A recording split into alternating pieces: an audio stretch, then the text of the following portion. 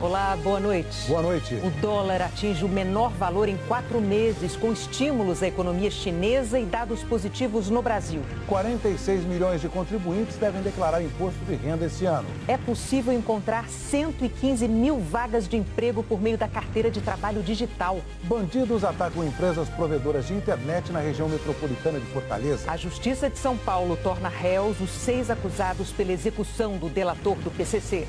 Donald Trump deporta para El Salvador imigrantes venezuelanos acusados de crimes. O presidente americano sobe o tom nas ameaças ao Irã. E diz que vai tratar de Ucrânia por telefone com Vladimir Putin. A seleção se apresenta em Brasília para disputar 2 partidas pelas eliminatórias da Copa. O Jornal Nacional está começando.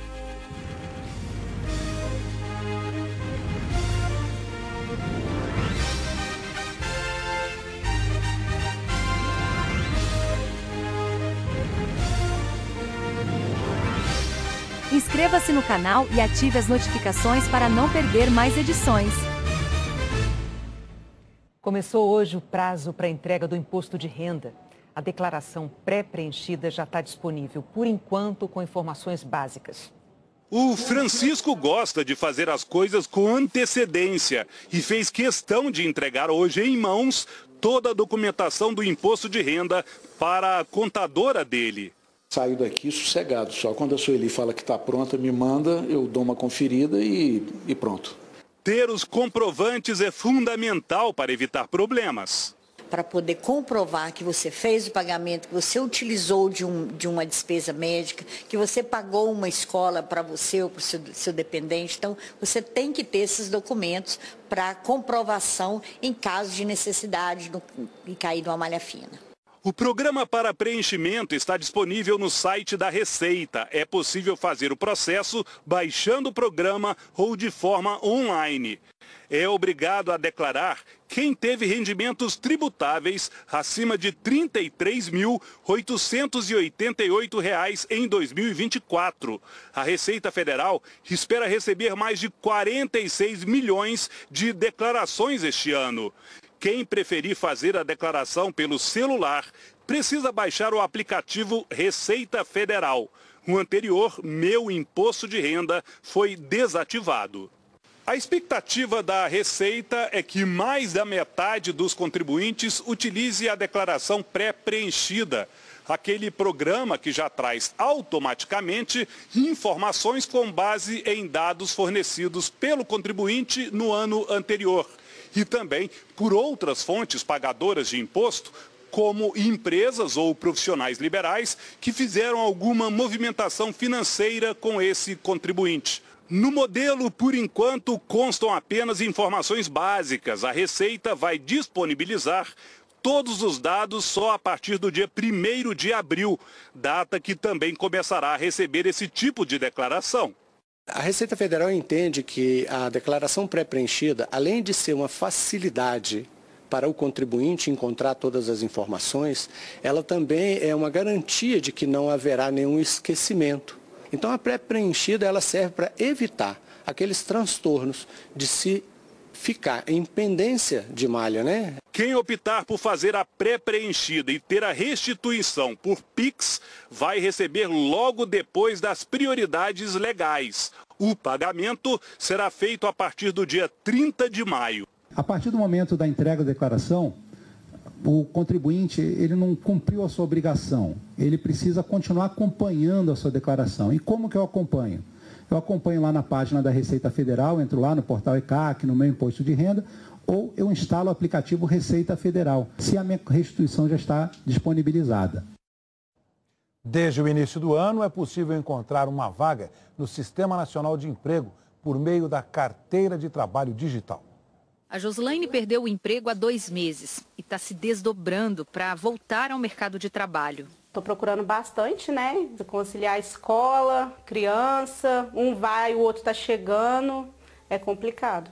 O que ela não sabia é que a procura pode ser mais fácil com a carteira de trabalho digital. O aplicativo oferece uma opção para quem quer se candidatar a uma vaga sem sair de casa. É só baixar a carteira de trabalho digital na loja de aplicativo, fazer o acesso por meio do portal gov.br, depois ir à aba Emprego. e preencher até 6 opções de áreas de trabalho que está procurando. E essas áreas de interesse, aí a gente passa por inteligência artificial a verificar naquela localização geográfica dele as possibilidades de vagas quando as empresas cadastram no Cine ou quando nós que estamos fazendo busca direta nas empresas descobrimos aquela vaga de emprego. É preciso ficar atento ao preencher os dados pessoais e os objetivos profissionais. É a partir disso que a plataforma vai mostrar as vagas compatíveis com cada perfil e avisar o candidato toda vez que aparecer uma oferta de emprego na região onde mora. Por isso, tem que manter o cadastro atualizado, principalmente o e-mail. Ela se candidata àquela vaga que ela teve interesse, no mesmo momento ela vai receber um e-mail com as orientações para poder agendar a entrevista. Então, geralmente vem escrito, olha, entrar em contato com a empresa tal, pelo telefone tal. O importante é que, assim que chegar a carta de encaminhamento no e-mail, o candidato já faça o contato imediato com o empregador. Passo a passo que a Luana aprendeu rapidinho. Ela foi ao Cine de Belo Horizonte e lá mesmo a atendente orientou sobre como usar o aplicativo. Em poucos minutos já saiu com uma carta de encaminhamento para a entrevista. Foi muito fácil, não teve dificuldade nenhuma. Tô animada agora, vamos ver, né, se vai dar certinho. 115 mil vagas estão disponíveis hoje pelo Cine em todo o país. Na família da Ludmila, o aplicativo já ajudou o marido e a irmã dela a conseguirem uma nova oportunidade. Só de não precisar sair, ficar batendo de porta em porta, ali você já é direcionado, né? Pelas vagas e você mesmo tem a opção de estar escolhendo o que mais vai te atender no momento. E a indústria de brinquedos está em expansão, mas falta mão de obra qualificada. São 7 mil vagas abertas na área que investe em inovação. Uma indústria movida pela novidade. O joguinho que ajuda a aprender inglês recorre à realidade aumentada para a criança entender a pronúncia das palavras. Happy dog. Nem é preciso ser criança para ficar de olho nos robozinhos, que aparecem em várias versões nessa feira de fabricantes de brinquedos em São Paulo. Tem do cachorrinho ao dançarino. O pet virtual pede carinho o dia inteiro para continuar crescendo. A indústria de brinquedos é ainda capaz de se reinventar com sucesso. A categoria de jogos, como os de tabuleiro, teve no ano passado o maior crescimento desde 2017. E o resultado geral também foi positivo, 8,5%. Outros fatores ajudaram, dizem os fabricantes. O câmbio alto, ele nos dá muito mais competitividade em relação aos produtos importados e também o fato do crescimento da economia. Então, na medida que a economia cresce, como cresceu no ano passado, abre mais a possibilidade e setores como o nosso de brinquedos acabam tendo a possibilidade de crescer até acima da média do PIB. Com o aumento nas vendas, a indústria passou a contratar mais. O nível de emprego é o maior desde 2013 e existem 7 mil vagas abertas. Nessa fábrica, o projeto é dobrar a produção este ano.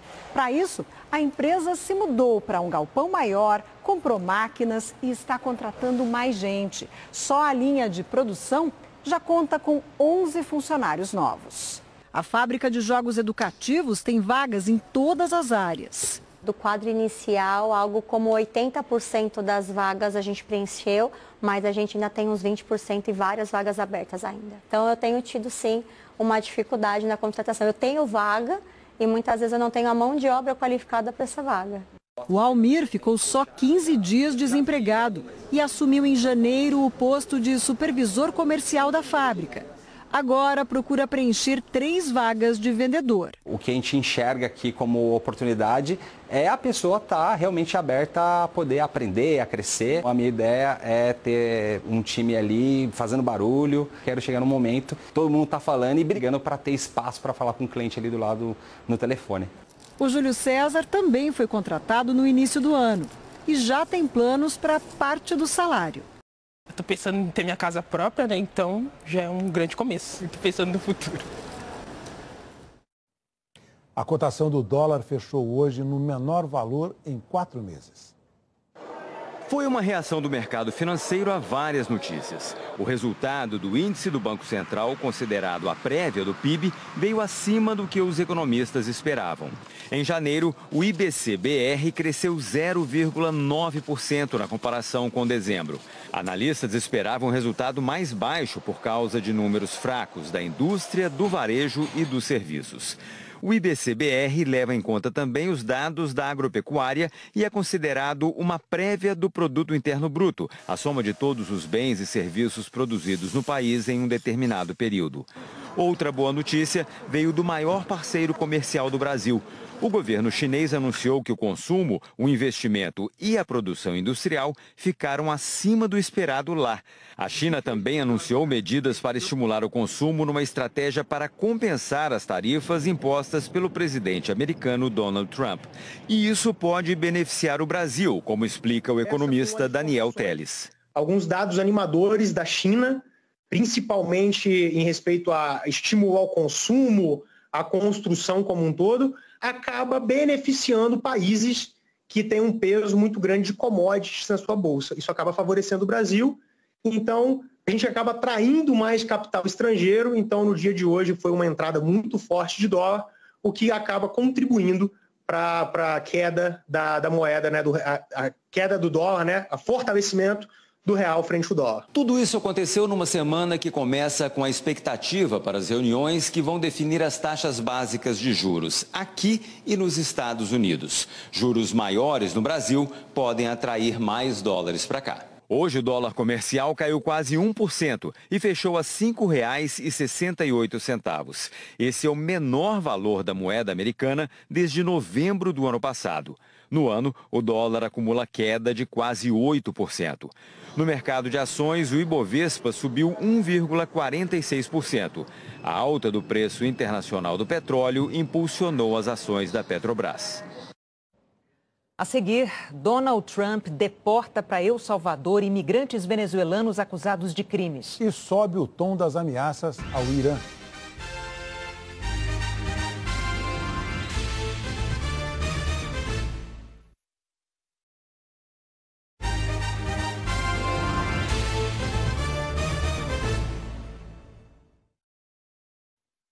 Os presidentes Donald Trump e Vladimir Putin vão conversar amanhã por telefone sobre a guerra na Ucrânia. Na Europa, as expectativas pela paz são cautelosas. Rússia e Estados Unidos confirmam oficialmente o telefonema de amanhã. É o segundo entre os dois presidentes desde a posse de Trump há quase 2 meses. De acordo com o Kremlin, será um passo importante para reestabelecer as relações entre os dois países. O governo russo evitou dar detalhes da pauta. Já o presidente americano, Donald Trump, a bordo do avião Air Force One, na última noite, declarou: falaremos sobre terra, sobre usinas de energia e já estamos falando sobre dividir alguns ativos. Trump não entrou em detalhes, mas especialistas entenderam a declaração como uma referência à concessão pela Ucrânia dos territórios anexados ilegalmente pela Rússia e da usina nuclear de Zaporizhia, a maior da Europa, atualmente ocupada por forças russas.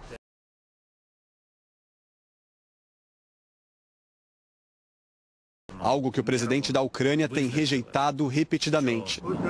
O presidente americano se disse confiante: queremos ver se conseguimos colocar um fim nessa guerra. Talvez a gente consiga, talvez não, mas acho que temos uma chance muito boa. Só que todo esse otimismo não é partilhado pelos europeus. A chefe da diplomacia da União Europeia declarou que Vladimir Putin não quer a paz e ressaltou que as condições de cessar-fogo apresentadas pelo governo russo são os mesmos objetivos de guerra anunciados pelo país. A Rússia não está vindo para a mesa de negociação, disse Kaja Kallas. Para financiar projetos de reconstrução e de estabilidade financeira na Ucrânia, o Conselho Europeu aprovou hoje o repasse de mais de 3,5 bilhões de euros, totalizando quase 20 bilhões desde março do ano passado. O governo daqui do Reino Unido declarou que a nova coalizão internacional, que deve traçar um plano de paz junto com a Ucrânia e dar suporte militar, já conta com o apoio de mais de 30 países. Essa nova aliança vem reunindo governos que compartilham uma visão comum sobre o conflito. É uma tentativa de dar mais agilidade às negociações e se distanciar de alguns rachas internos que às vezes imobilizam instituições como a União Europeia e a Aliança Militar do Ocidente. O ministro das Relações Exteriores com uma proposta. Já a porta-voz do governo americano hoje à tarde deu uma indicação contrária. Disse que nunca estivemos tão perto da paz e que o presidente Donald Trump está determinado para a conversa de amanhã.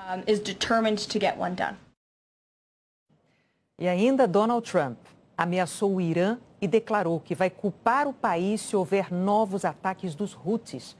O governo americano classifica esse grupo rebelde do Iêmen como terrorista. Os Estados Unidos subiram o tom.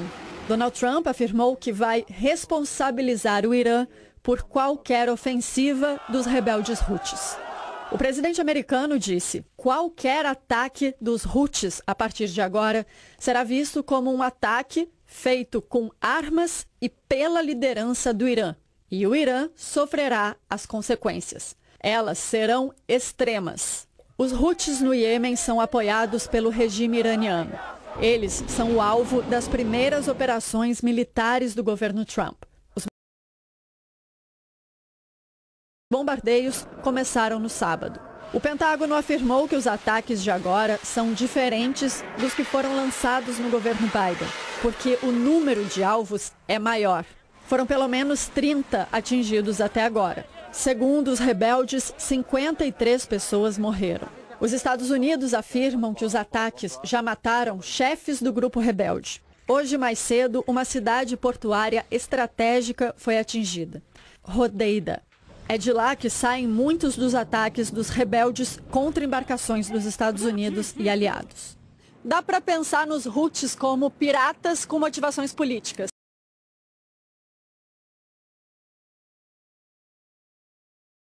Desde o começo da guerra em Gaza. Ao longo do conflito, eles também fizeram uma série de ataques contra Israel, como forma de demonstrar apoio ao grupo terrorista Hamas. Hoje, em áreas controladas pelos rebeldes, milhares de iemenitas foram às ruas protestar contra os Estados Unidos. As operações podem ter ainda um impacto econômico. O Mar Vermelho é uma das principais rotas comerciais do mundo. Liga a Ásia e a África ao Mar Mediterrâneo e à Europa. O presidente Donald Trump disse que acabar com os bombardeios americanos é fácil. Basta que os Houthis parem de atacar as embarcações. Donald Trump deportou nesse domingo imigrantes venezuelanos acusados de integrar uma organização criminosa. Trump invocou uma lei que só tinha sido usada em tempos de guerra. Foi a primeira vez desde a Segunda Guerra Mundial. O presidente Donald Trump acionou no sábado a lei de inimigos estrangeiros para deportar 238 venezuelanos. Segundo o governo, eles fazem parte do trem de Aragua, uma facção responsável por roubos, estupros e assassinatos, que nasceu na Venezuela e chegou aos Estados Unidos. A lei invocada por Trump tem mais de 200 anos de história e foi acionada apenas 3 vezes. Ela estabelece que em situações de guerra ou de invasão por outro país, o presidente pode mandar prender e deportar estrangeiros sem passar por processos legais. Na noite de ontem, uma jornalista perguntou a Trump se ele achava adequado aplicar uma lei que até agora só tinha sido usada em guerras. Na resposta,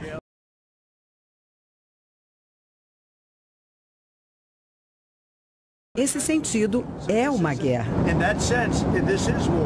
A professora de Direito da Universidade do Sul da Califórnia, Jean Rees, disse ao Jornal Nacional que uma guerra só pode ser declarada contra outra nação e que, mesmo assim, precisaria da aprovação do Congresso.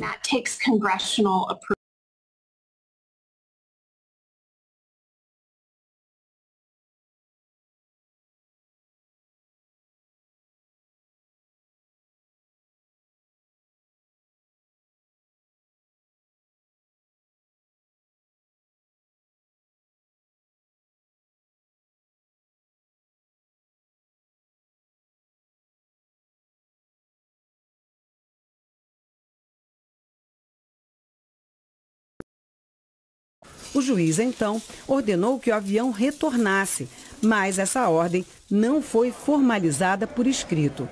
O presidente salvadorenho Nayib Bukele foi às redes sociais e debochou: "Ops, tarde demais." Imagens divulgadas por ele na manhã de domingo mostram, um por um, os venezuelanos desembarcando, escoltados em El Salvador, diante de um batalhão. De ônibus, eles foram levados ao presídio de segurança máxima construído pelo presidente Bukele. O CECOT, que na sigla em espanhol significa Centro de Confinamento do Terrorismo, é uma mega prisão construída em um ano e aberta em 2023. Tem capacidade para 40 mil detentos. Com algemas nos pés e nas mãos, eles tiveram a cabeça raspada e foram colocados atrás das grades. O governo americano concordou em pagar 6 milhões de dólares a El Salvador num contrato de 1 ano para que o país recebesse os deportados. Esse presídio se tornou um símbolo da política de combate à criminalidade de Bukele. Em 9 anos, os homicídios em El Salvador caíram de 6.656 para apenas 114 no ano passado. Mas o governo salvadorenho é acusado de prisões arbitrárias e violações dos direitos humanos por ativistas e ONGs. A deportação abriu uma nova disputa entre Donald Trump e a justiça americana. Organizações de direitos humanos acusaram a Casa Branca de desobedecer a decisão que tinha suspendido os voos. Numa audiência hoje, os advogados do governo voltaram a afirmar que a decisão final do juiz, por escrito, só saiu depois que o avião já tinha deixado o espaço aéreo americano. Eles não apresentaram provas do horário exato do voo, mas afirmaram que o governo não desrespeitou a ordem judicial. Boasberg deu até amanhã para que o governo forneça informações precisas. Antes da audiência, o governo entrou com um pedido para afastar o juiz do caso. A professora Reese explica que o presidente poderia ter aplicado outras leis para deportar rapidamente os criminosos. A diferença é que esta alimenta a retórica de campanha de que o país está sofrendo uma invasão, disse ela.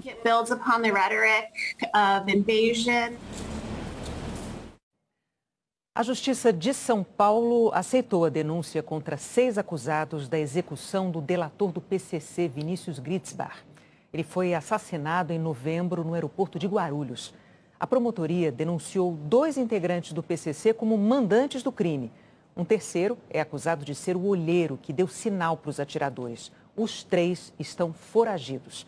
Também viraram réus por homicídio qualificado 2 policiais militares denunciados como executores e um terceiro por dirigir o carro até o aeroporto. Esses policiais estão presos. A defesa dos PMs diz que eles são inocentes.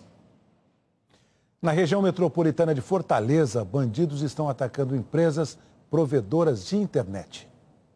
O ataque mais recente ocorreu hoje de madrugada em Caucaia. As câmeras de segurança registraram o momento em que 5 homens quebraram a porta de vidro, invadiram a loja e despejaram combustível.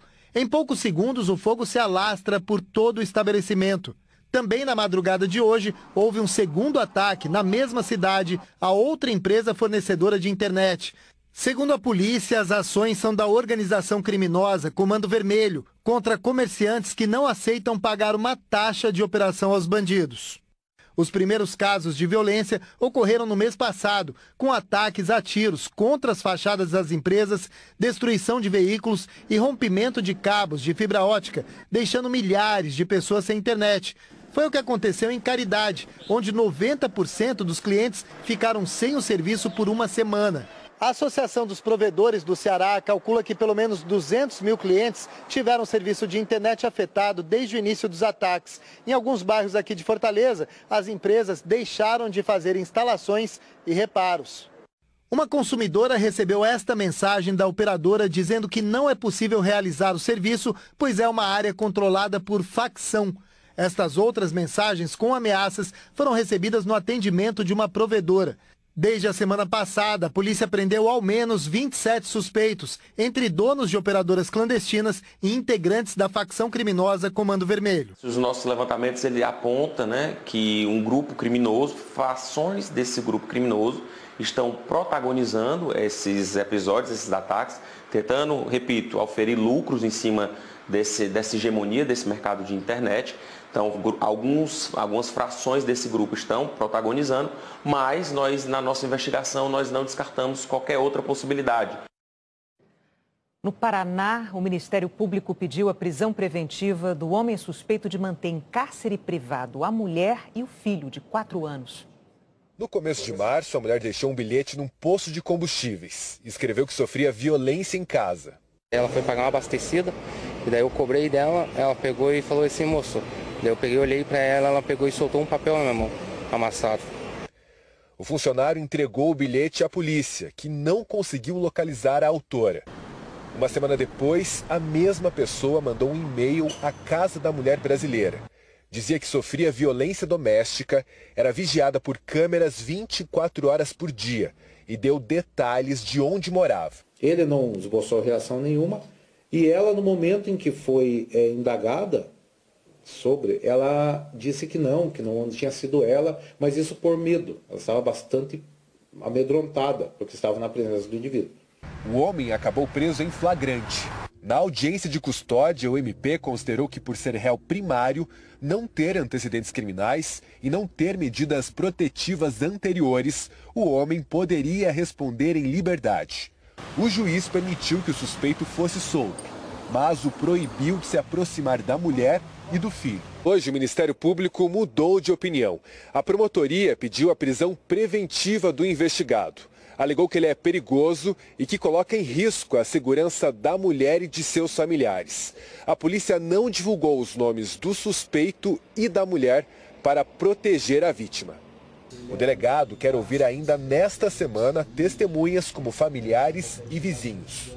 Ele foi autuado em flagrante pelos crimes de causar dano emocional à mulher, ameaça, todos eles no contexto ali de violência doméstica familiar contra a mulher, e também pelo crime de sequestro e cárcere privado.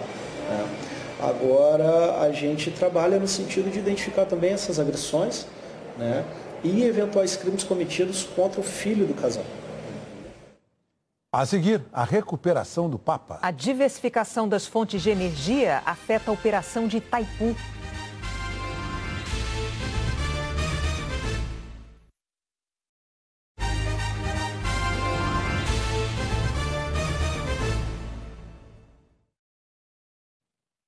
Papa Francisco teve pequenas melhoras hoje com o tratamento respiratório e motor. O Vaticano informou que um pequeno inchaço na mão do Papa Francisco, visto na foto divulgada ontem, se deve à mobilidade reduzida, mas já melhorou hoje. Além disso, o Papa já utiliza menos oxigênio pelas cânulas nasais. Centenas de pessoas fizeram uma vigília hoje na capital da Macedônia do Norte, em homenagem às 59 vítimas do incêndio numa boate no fim de semana. Manifestantes também protestaram em frente à prefeitura de Koçani. Um grupo vandalizou um bar que pertence ao dono da boate. O primeiro-ministro da Macedônia do Norte prometeu punição aos responsáveis pelo que classificou como um assassinato em massa cometido por dinheiro, propina e corrupção. Tornados e tempestades mataram 42 pessoas nos Estados Unidos. Os fenômenos climáticos devastaram cidades no sul do país. No Alabama, um ônibus foi parar no telhado de uma escola. Em algumas regiões, o vento forte fez incêndios florestais se espalharem e causarem ainda mais destruição. Chegou a hora da previsão do tempo aqui no Brasil. Oi, Eliana, boa noite para você. Oi, Renata, boa noite para você, para o Heraldo e boa noite para você. Aqui no Brasil, os temporais podem se espalhar pelo sudeste, na Serra da Mantiqueira, no Vale do Paraíba, no sul de Minas Gerais, de Belo Horizonte ao norte do Espírito Santo e no norte do estado de São Paulo. No centro-oeste, em parte de Mato Grosso do Sul, no nordeste, do litoral do Rio Grande do Norte ao norte do Maranhão e no norte do oeste de Roraima e do Amazonas ao Acre. Em Rio Branco, o rio Acre está quase 2 metros acima da cota de inundação. A prefeitura decretou situação de emergência. 25 mil pessoas foram afetadas. O estado passa por enchente 2 meses após uma seca grave. Segundo a Agência Nacional de Águas e Saneamento Básico, a estiagem também vem diminuindo no Amazonas nesse início de ano. Em Rondônia, chove menos, mas os rios Madeira, em Porto Velho, e Mamoré, em Guajará-Mirim, também estão subindo. Amanhã, estas são as capitais com risco de chuva forte. Rio Branco e Fortaleza com 40 milímetros, Campo Grande, Belo Horizonte, São Luís e Teresina com 30. 30 milímetros também em Natal, que está tendo o março mais chuvoso em 3 anos. No Recife, em Aracaju e em Salvador, pancadas de chuva mais isoladas. Assim como no Rio de Janeiro, em São Paulo, em Curitiba, Florianópolis e Porto Alegre, nas outras capitais do norte e em Cuiabá. O sol predomina do Distrito Federal ao interior do Nordeste e norte de Minas Gerais, também no oeste do Rio Grande do Sul. Vamos ver agora as temperaturas. O verão termina na quinta-feira de manhã. E nesta terça, nada de muito frio. Curitiba é a capital que deve amanhecer menos abafada, com 17 graus, enquanto em Aracaju, 25. À tarde, Curitiba pode se destacar mais uma vez como a menos quente, com 27 graus. Já em Cuiabá, máxima de 34. Em Brasília e no Rio de Janeiro, 33 graus. Em Boa Vista, 32. Em João Pessoa, Maceió e Vitória, 31. Florianópolis esquenta tanto quanto Manaus, Belém e Macapá, 30 graus. Em São Paulo, 29. Volta a fazer calor depois de 2 dias mais a menos na capital paulista. Renata e Heraldo. Obrigada, Eliana. Neste verão, a diversificação das fontes de energia mudou o funcionamento da principal usina hidrelétrica do Brasil. Há 3 anos, o Rony instalou placas solares, mas ele sabe que, se necessário, pode contar com a energia das hidrelétricas. Isso dá também segurança, né? Para você ter uma alternativa, mas saber que se porventura acontecer alguma situação que ela não está gerando, você tem o plano B. Em 2015, a produção da usina de Itaipu oscilava menos ao longo do dia. Agora, com o crescimento da energia eólica e solar no sistema nacional, a geração da maior usina do Brasil dá um salto por volta das 4 horas. É quando os painéis solares, por exemplo, produzem menos, mas a demanda aumenta. A curva das hidrelétricas ela é mais caracterizada nesse período, porque ela tem que funcionar como a bateria do sistema ou o bombeiro do sistema para estar apto a suprir essa demanda de energia nesses horários. As hidrelétricas respondem por quase metade da produção de energia do Brasil. A solar, 22%, a eólica, 13%. Outras fontes, como térmicas, complementam a geração. Nos horários de pico, o Operador Nacional do Sistema Elétrico analisa o consumo e determina o quanto as hidrelétricas devem produzir. Toda a operação para gerar energia acontece nesta sala. Aqui os técnicos acionam ou ajustam a potência das turbinas. O expediente é 24 horas por dia, todos os dias do ano. Como o Itaipu também fornece energia para o Paraguai, profissionais dos 2 países dividem esse espaço.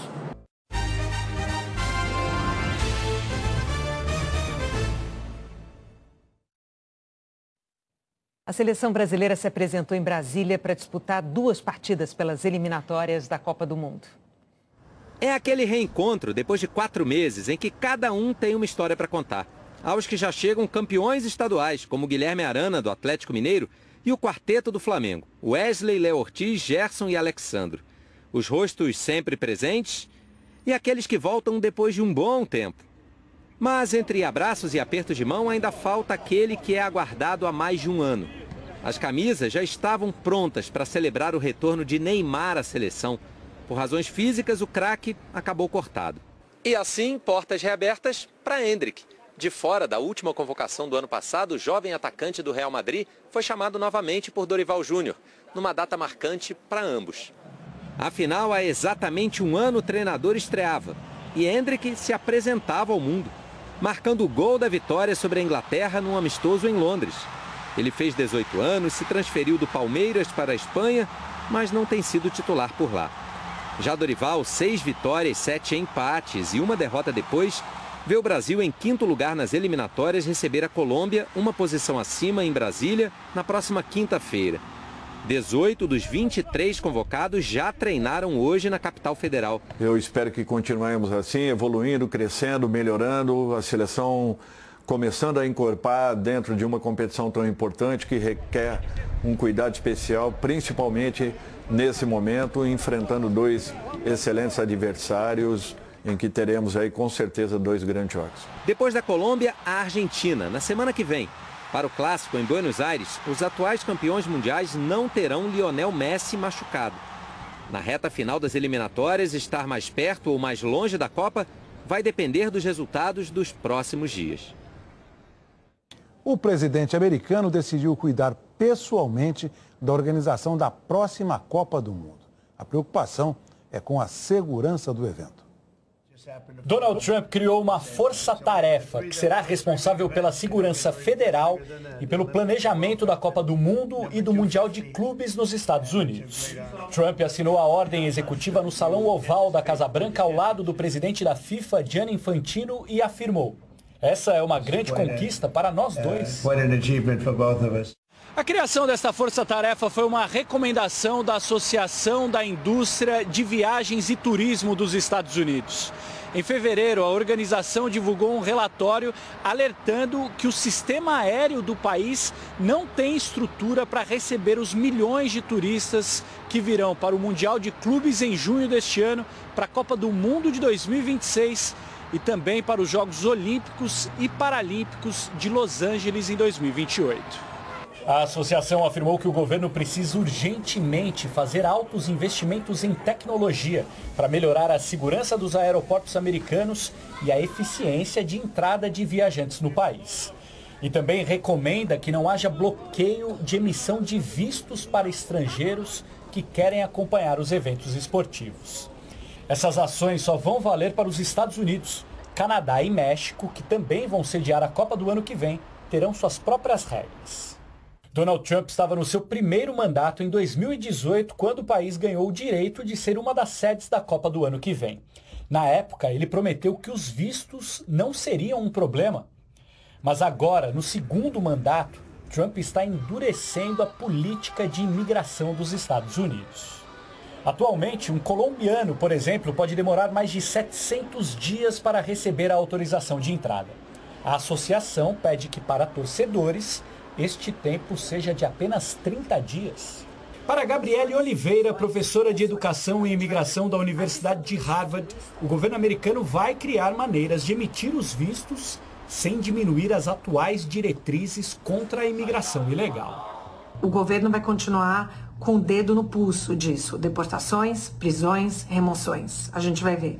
A questão do visto de turista é uma questão mais maleável para esse governo, onde eles podem colocar mais requerimentos, eles podem colocar mais passos, né, para realmente saber se a pessoa não quer vir para os Estados Unidos para ficar ou conseguir trabalho. Eles podem fazer isso, isso é um arsenal de estratégias disponíveis para esse governo. A FIFA aplaudiu a criação da força-tarefa. Gianni Infantino afirmou que é uma prova do comprometimento dos Estados Unidos com a Copa mais inclusiva da história e agradeceu o apoio de Donald Trump para que juntos possam celebrar o futebol da melhor maneira possível. O Jornal da Globo é depois de Tela Quente. Boa noite para você. Boa noite e até amanhã.